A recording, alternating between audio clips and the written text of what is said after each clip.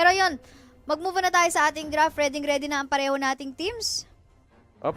Ayun. And let's head on to the draft, mga kaibigan. FNS Phoenix and Evos PH. Ang baban dito ng FNS is going to be the Kimi. But for the side of Evos, it's going to be the Kaja. Alam natin yan, simula nang lumabas yung Kaja, lagi na siya nandyan sa ban list eh. Ayaw patakasin. Kung makakatakas man, matic pick to. Pero ito, si Chu. Ang mababa na naman dito. Second ban para sa side ng Finesse Phoenix. Di mo nga din naman talaga bibigay yan kay Bonchan, kay Dexter. Kumbaga, wala man ngayon si Honda. Pero, iwasan nyo na din. It's one of those picks talaga na kapag ka nag-steamroll or nagkaroon ng snowball mechanic yung kalaban nyo, you might see a 2-man knock-up, 3-man knock-up. Kahapon, puro 4-man knock-up yung nakikita natin sa kanila usually. So, just take it down, plus the Grok as well. So, ibig sabihin dito, in terms of tanks, medyo naging limited na ang ating pool ngayon. Limited ang pool. Still, Grok is a 100% ban for today. And ang daming open na heroes tulad ni Harith. Gusion even is actually still open. Si Gusion naman parang hindi na siya usually talaga yung go-to mage ngayon eh. Hindi. Kumbaga, may specific teams lang. May specific teams lang na kumukuha sa kanila. Kasi para sa kanya, parang one of the things kasi na kailangan natin tignan dito is Harith. Lagi na siyang binibigay. Lagi na siyang ino-open sa ating pool. So, ano ba talagang pipiliin mo una? Mag-Gusion ka ba? Mag-Harith ka ba? And most of the teams side with Harith.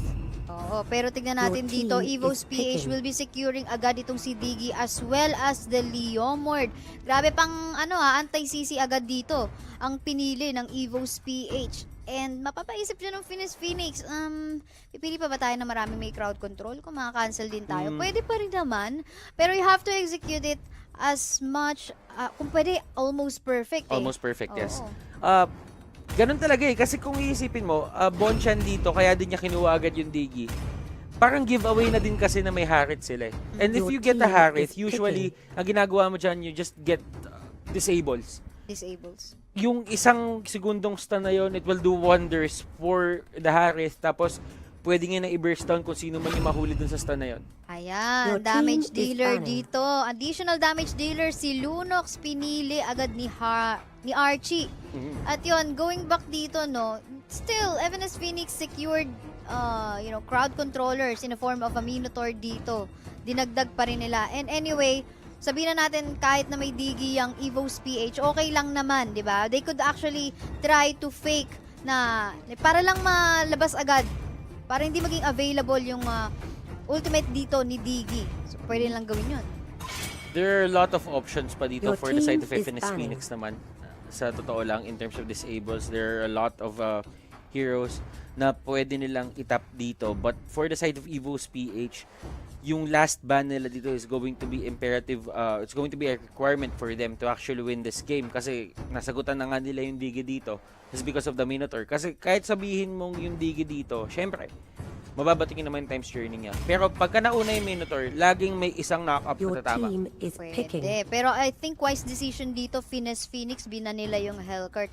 Kanina nakakita kami ng gameplay dun sa laban a while ago with Aether Atlas versus SGD Omega, wherein they tried to counter this Harith gamit-gamit yung Hellcurt. Na, alam mo yun, kapag nag-ultimate agad si Harith doon, then the Hellcurt will go for his ultimate also. Then hindi na alam ng kalaban kung saan sila pupunta. So I think wise decision so far para sa third ban ng Finesse Phoenix. But, Guinevere, additional magic damage source para sa kanila, pinili ng Evos PH. So, tatakbo ba dito yung Evos PH ng no tank setup?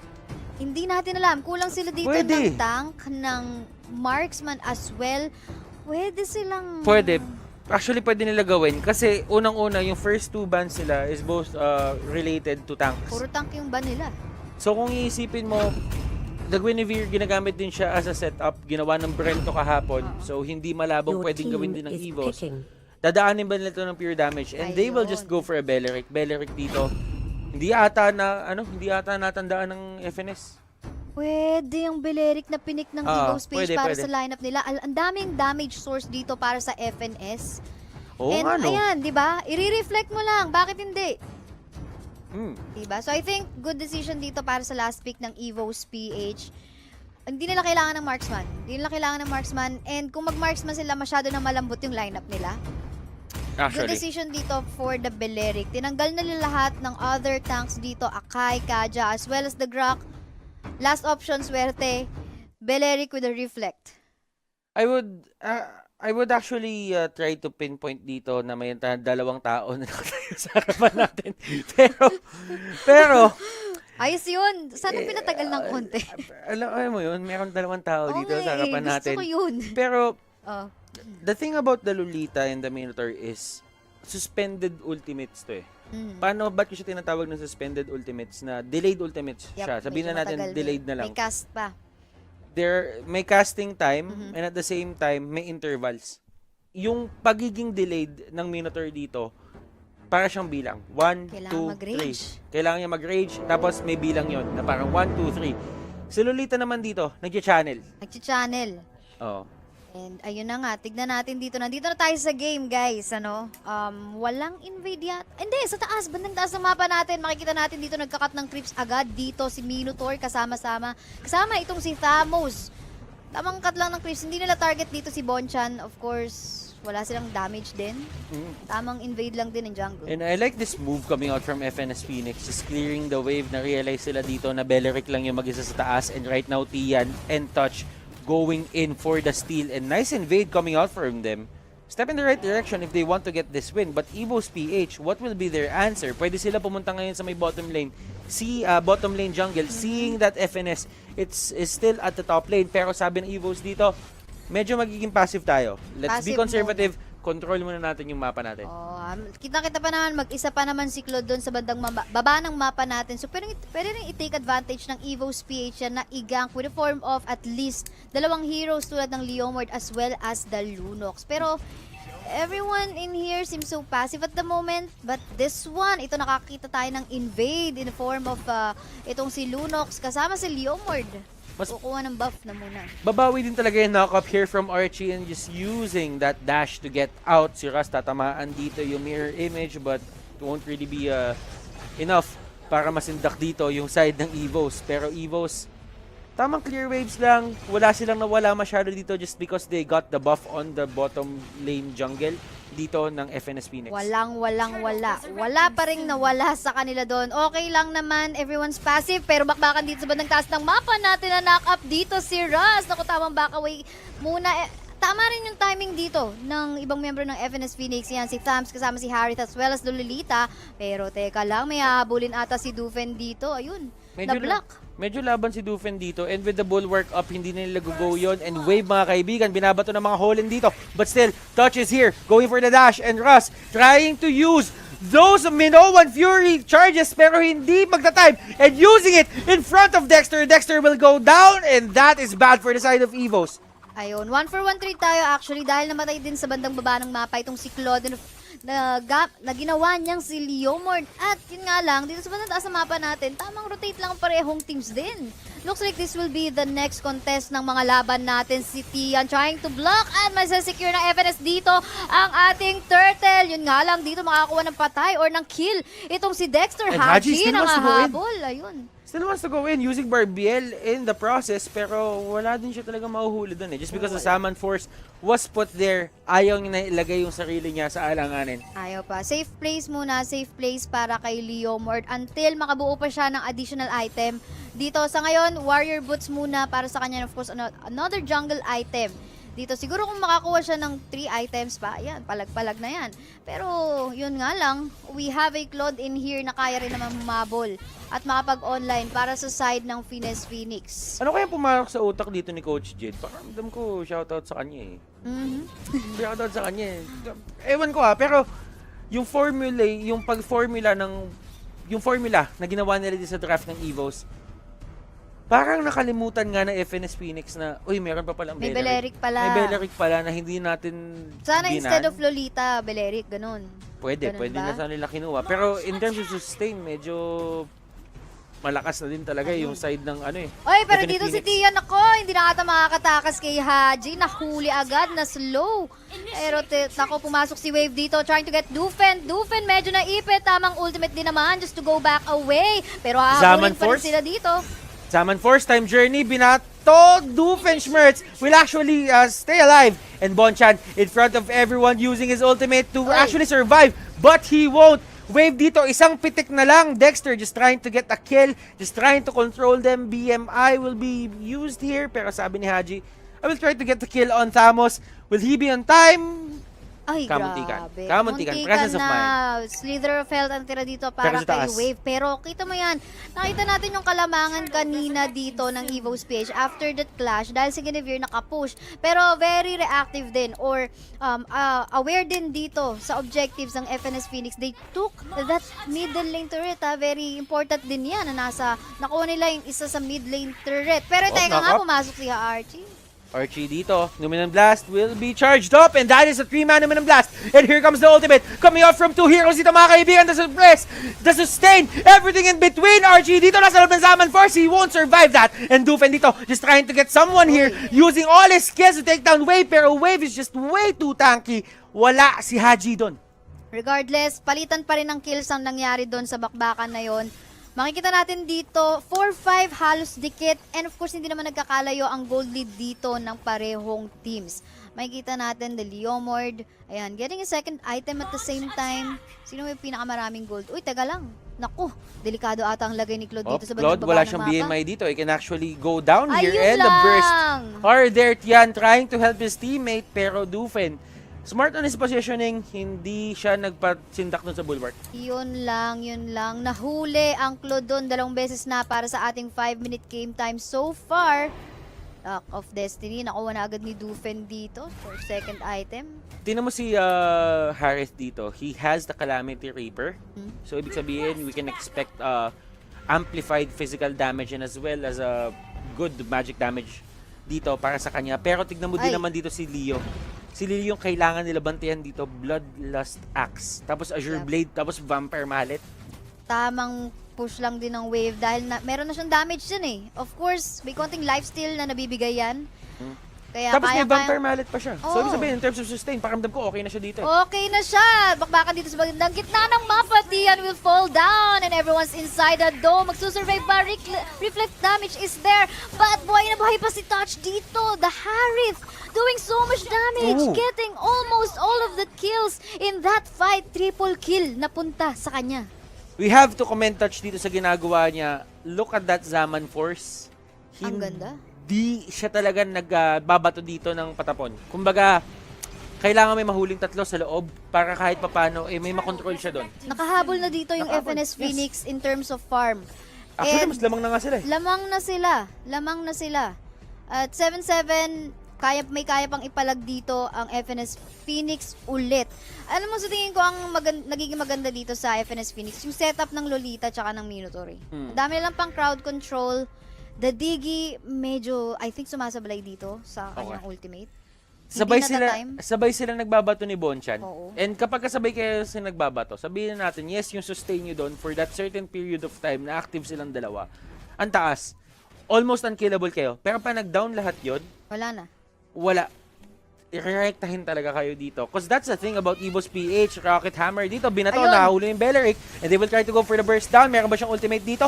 Wala. Mabato niya yung ultimate niya. But still, he is alive. And Ross dito, Tian and Wave. Nahuli silang 3 ng pushback. And this might be the fight that Evos wants. They will get the turtle and they will go straight for the 3 kills na makukuha nila dito. Lolita will be the last one to go down. And what a turnaround coming out from Evos. Kinapos ang FNS Phoenix doon. Wala yung Claude. Umalis siya agad during the clash and I think nag-play safe lang siya, nag-back away agad siya although may kalahati pa siyang buhay and I think that is what went wrong pero tuloy pa rin ang bakbakan dito. Uy, tamang defensive move lang para sa Evos PH. So yun, going back, nawala si Dain doon, si Dane sa fight a while ago. Sana meron pang damage source ang FNS Phoenix but him not on that fight. Wala, nabura yung 3 miyembro nila sa FNS Phoenix. I think it was a wise decision din naman coming out from Dane. Kasi nakita niya si Bonchan lang yung gumamit ng ulti niya. Si Dexter hindi niya pinindot. And yun lang naman talaga yung pinaka naging error dito ng Evos PH. Pareho nilang napipindot ng sabay. Yung dalawang sustain ultimates. Tinimingan na. Ako muna mag-ultimate. Dapat i-set up nila yan. Hindi pwedeng sabay. Kasi once na pinindot nyo ng sabay yan, more or less, wala na kayong emergency button. Kasi kung iisipin mo, sino nga ba yung pinaka-disable mo dito? You have Bonchan with his root. You have Archie with his knock-up. Aside from that, ano na? Wala. You don't have any hold. Yun yung lamang sa inyo dito na FNS Phoenix. May hold sila. Meron. In the form of the Minotaur as well as the Lolita. Plus, of course, yung mga slow pa na binabato nitong si Thamus din. So, ayun, teka lang, sa bandang taas na mapa natin, inahabol ata si Archie Blazing Duet. Makukuha kaya? Ay, nako, nakuha na nga. 1 kill mapupunta para dyan kay Claude. Okay, so Wanti pa right sila now, tapos dito, there is a fight onto the middle lane, just using the super yo-yo para kahit pa paano ma-zone out dito si Bonchan. Pero Ayun. Tian, going to the back lines, will he go for the Numinant Blast? Here comes Bonchan. Bonchan dito, siya na may mahuhuli ng Numinant Blast. And he will go down, but the time journey will actually save him. But Minoan Fury at tatapos sa kayo dito. Tian trying to take down Haji. Haji, mga kaibigan, pinapalo-palo si Tian dito. Tian falling very low, pero he will get away. Pero the Diggy with the control, oh my goodness. And that is one man alive for the side of Evos, and FNS Phoenix gets that skirmish win. Wow, nakaka-free hit yung Harith tsaka yung Claude dito. I think ito yung hinahanap natin kung saan yung taas ng potential na manalo sa fight or sa skirmishes yung FNS Phoenix. Basta andun yung Claude Pero as si well as the Archie, Harith, basta well protected at the same time. Pero tingnan natin dito, sino kayo makakalasit ng Lord natin Immobilized, si Dane? Oh! Ayun lang. Naku-Wailord! Naku-Wailord na Evos PH! Pero ito na ang laban. Haji, mga kaibigan, trying to go for Dane. Uy, Touch grabe. dito, mga kaibigan. Nandun sa may kabila. Trying to go for Dexter. Bonchan dito with the root. Hindi kita tamaan. The dash is in. Beleric dito trying to use the ultimate. Pero hindi masasalba si Dexter dito. Haji still trying to fight. Wave dito, mga kaibigan, Ay, with the flicker nahuli. in. Does he have the flicker in? Haji dito will go down. Bonchan dito will be next. Yan, mga kaibigan, with the stun. And that is going to be a maniac for the Harris. Wow, grabe. Nahuli lang dun si Dane. Nagamit-gamit yung Claude pero okay lang. Buhay naman si Harith. Naka-maniac pa, diba? So, kanina, we're actually rooting for the lineup or sa draft dito ng Evos PH. But this time, pre-move ng Finesse Phoenix. Nakaya nilang pala ganyan kahit may Beleric kayo, Evos PH. Alam namin kung kailan kayo tatimingan. Oo, pero, pwede nila mahuli si Touch dito. Pero yun nga yung pinaka-problema, Order of Brilliance will be used to get away Dexter dito with the reverse time. It will pull back Tian. Pero look at the damage at Tian. Ang sakit, grabe. Masakit si Dufen dito, sa totoo lang. Na 1/4 yung HP bar. Masakit si Kulang Dufen kalahati. dito. Wala lang talagang pang-hold, pero may nahuli dito. Barbiel will be thrown out. Archie dito, trying to go for the Harris. Harris with the Ay, Winter lang. Truncheon. And that is going to be a 5-man Numinant Blast. Pero nandun yung ulti ni Beleric at ni Diggy. Hindi mangyayari yung ultimate na yon. And that is going to be a 4-4-0. Kulang sila doon. Kulang ang FNS Phoenix. Sana hindi muna sila nag-commit sa fight dahil wala yung Claude eh. Sana hinintay na lang nila. Kasi kung napapansin natin, nananalo sila sa mga skirmishes, sa mga fights, sa mga clashes. Pag nandun yung Claude, additional damage source to. Yes, they got all of the crowd control, pero with not enough damage. Hindi nila may papanalo yun. Dahil dito, nakita natin kung gaano kasakit si Lunok, si Doof, nagamit-gamit ni Doofen. Yung tank na si Lolita, nag-1/4 yung buhay. Nag-1/4 yung buhay. And ito yung difference in terms of getting the farm dito and funneling the farm sa isang tao. Kasi yung FNS Phoenix dito, yes, they do have the farm. Pero kung papansinin mo, it's not really funneled sa isang tao. Well, for the Lunox dito, and sabihin natin si Haji, medyo naka-funnel sa kanila. Medyo nag-suffer ng onti dito si Guinevere. But still, alam mo yon, lamang talaga in terms of damage output dito yung Evos as of now. Harris dito is on the top of the net worth chart natin dito. But still, they can't do this just because Dexter is very patient with the time's journey. Kanina 5-man Numinant Blast, 4-man Numinant Blast na sana yon. That could have been the turning point of the fight na magkakaroon na talaga tayo ng clear winner. Pero Dexter, being patient, hindi niya ginamit agad. Minsan talaga importante yung patience na yan. Patience test. Tignan natin dito. One mistake, pwedeng maipanalo to ng Evos PH. Pero teka lang, nahuli dito si Tian. Naku po. Pero tamang back away. Naka-rest back ba ang membro dito ng Finesse Phoenix? Andito na si Claude to deal the damage. Buhay din si Harith And pa. Dexter going in for the time's journey, and Haji on the backlines. He's just trying to take down everyone dito. But Dane with the BMI. Bonchan dito will be the next target. Dufen, mga kaibigan, hinahabol nila dito. Walang Order of Brilliance. And that is going to be a dead Lunox. Dexter, hinahabol. Tingnan natin kung mabutan siya dito. Kailangan Zaman Force. i-wipe out There is a Zaman Force. Pero naku po si Touch, kamunti ka na. Grabe, na Lightning Truncheon. Kamuntikan na. Kamunti ka mga kaibigan. Pero yun, kung mapapansin mo, once again, kasama nila si Claude, nanalo na naman sila sa team fight. And Kailangan nila talaga ng damage eh. Yeah, and at the same time, wala din sa position yung Evos PH yun para lumaban. And patience test once more, wait for the cooldowns bago tayo makapagbakbakan ulit. Medyo pa-late game time na tayo at this 15-minute game time. Beaters. Peters, easy ka lang. Dexter Easy dito, lang tayo. inipitan niya mga kaibigan ng isang bomba doon. Sabi niya, subukan niyo tumakbo dito. Sasabugan ko kayo. Pero buff-wise, makukuha na to ng FNS Phoenix. I don't really think Evos PH would commit that much resource Maganda on na actually rin. just taking that buff. Oo, maganda na rin yung pwesto nila because the Lord is there. Possible, magkaroon muna tayo ng isang team fight dito and whoever will win the fight will definitely go for that Lord. Probably fake Lord to just to bait Evos PH. Nakabantay si Lolita trying to zone out. The rest of the members, Beleric will go in. We'll have to check. Looks like this is the fight. Wave Tian, pumasok sila dito and that is Dane actually going in. Will he go for the blazing duet? Hindi siya pumasok. That was the perfect timing. But here comes Bonchan. Here comes Beleric, mga kaibigan. Luminang blast. Meron ba times journey? Naku po, tumba pa rin siya dito mga kaibigan. Dufen, mga kaibigan, finofocus pa rin dito ni Dian. Dane, not Dian actually, but Dane actually falling very low. Hindi siya tutumba dito. Russ is in the targets of Dufen. And Dufen, mga kaibigan, sinusubukan niya patayin lahat dito. All the cores dito mga kaibigan for the side of Evos PH is there. Haji is on the backlines. He's just trying to take all the stragglers. Dadaan doon pero hindi bumabak ang FNS Phoenix. Gusto nila dito, diretso laban lang. Laban lang kung laban dahil buhay na buhayan si Harris tsaka si Claude. And tinuloy nila ang Lord dito. Kailangan humabol agad ni Minotaur dito dahil I think nakaabang si Guinevere at mabuhay na rin si Diggy. Just like that. Diggy is alive and he will try to actually go in pero medyo alanganin yung pagpasok niya dito. And here comes Barbiel. They will take down Dexter pero Dexter, mga kaibigan, si Tian ang magiging kapalit niya. Ayun Pero lang. Dane actually goes down. Where is the target? Where is the magic damage coming out here from the side of FNS Phoenix? It's going to be the Harith, mga kaibigan, and he has immortality. So, dobleng aggression na yung pwedeng iba to dito. Wala nang ingat-ingat factor dito. Okay lang, kahit mamatay, meron akong immortality. And pwede pa ulit, alam mo yun, pwede ka na mabuhay to deal or kill your opponent. Pero ito na nga, hindi pa rin sila titigil dito sa Lord natin. They want to take it. Medyo heavy na yung death timers Wala si Claude natin. I mean, wala si Claude. Wala si Claude. Wala yung DPS source ng Finesse Phoenix. So, kuhain natin to. They got these tanks. Pero high risk to. High reward naman. Nice immobilized dito coming out from Bonchan. Just delaying Ayun. it a bit. And here comes the Retribution. And the Retribution fight is won by Evos PH. And this is a 3v5 situation, mga kaibigan. And Touch, nandun sa may loob, his immortality will go down. Dufen dito yung magiging target pero walang follow-up, mga kaibigan. And that is a knock-up going here for the side of Evos PH Ayun on lang. two heroes. And Dane trying to actually fight this. Wow. 5-man blazing duet pero he can't really Hindi take down kaya. anyone. BMI pabalik. Hindi talaga kaya yun. Delikado yun ha. Swerte kung nakakuha siya ng kill doon or at least dalawa.